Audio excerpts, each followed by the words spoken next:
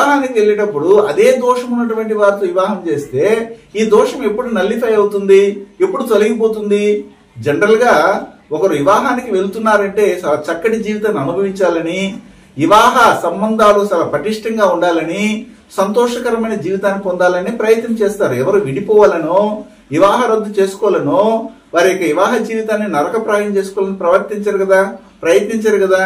అందుకేం చేస్తామంటే మనం DNA ఆస్ట్రాలజర్గా ఎవరితో వీరికి వివాహాన్ని చేస్తే ఈ యొక్క రాహుగ్రహ కర్మ దోషం అనేది లేకుండా నల్లిఫై అవుతుందో చూస్తాం. ఇందులో మనకి 3 నక్షత్రాలు ఉన్నాయి. అదేమిటంటే పుష్యమి, విశాఖ, శతభిష నక్షత్రం. పుష్యం అనేది కర్కాటక రాశి, కర్కాటక లగ్నంలో ఉంటుంది. విశాఖ నక్షత్రం అనేది 2 భావాల్లో ఉంటుంది. ఒకటి తులా అనే భావంలో విశాఖ నక్షత్రం 1, 2, 3 పాదాలు ఉంటే వృశ్చికంలో 4వ పాదము విశాఖ నక్షత్రం ఉంటుంది. అదే విధంగా శతభిష నక్షత్రం అనేది కుంభంలో ఉంటుంది. 1, 2, 3, 4 పాదాలు. అయితే ఇప్పుడు మనం ఏం చేస్తామంటే చక్కగా పుష్యం అనే నక్షత్రం తీసుకుందాం. ఈ పుష్యమే నక్షత్రానికి 180 డిగ్రీల్లో ఏ నక్షత్రం వస్తుందో చూడాలి. అంతకు మునుపు ఒక విషయం చెప్పాలి మీకు. అదేంటంటే పుష్యం అనే నక్షత్రంలో ఎవరు పుట్టినా రాశిపడి నక్షత్రంగా కానీ, లగ్న పాయింట్ పడి నక్షత్రం కానీ, లగ్నాధిపతి పడి నక్షత్రంగా ఉన్నా స్వాతి అనే నక్షత్రంలో పుట్టినటువంటి వారితో వివాహానికి వెళ్ళకండి అంటాం.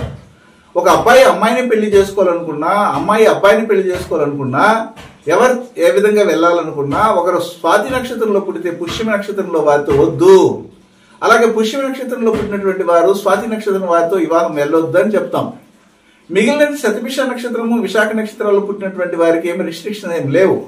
అయితే పుష్యమి నక్షత్రంలో ఎవరైతే పుడతారో వాళ్ళు కర్కాటకంలో ఉంటారు. ఆ కర్కాటకం నుండి 180 డిగ్రీల్లో మకరంలో కనెక్ట్ అవుతుంది.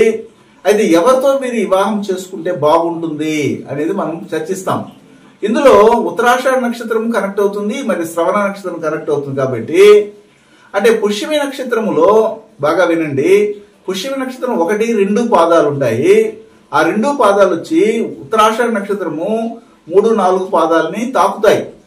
అదేవిధంగా పుష్యమి 3, 4 పాదాలు శ్రవణ నక్షత్రం 1, 2 పాదాలు తాకుతుంది. కాబట్టి గురుకర్మ మరియు శుక్రకర్మ కనెక్ట్ అవుతాయి. గురుకర్మ నక్షత్రాలు ఏమిటి?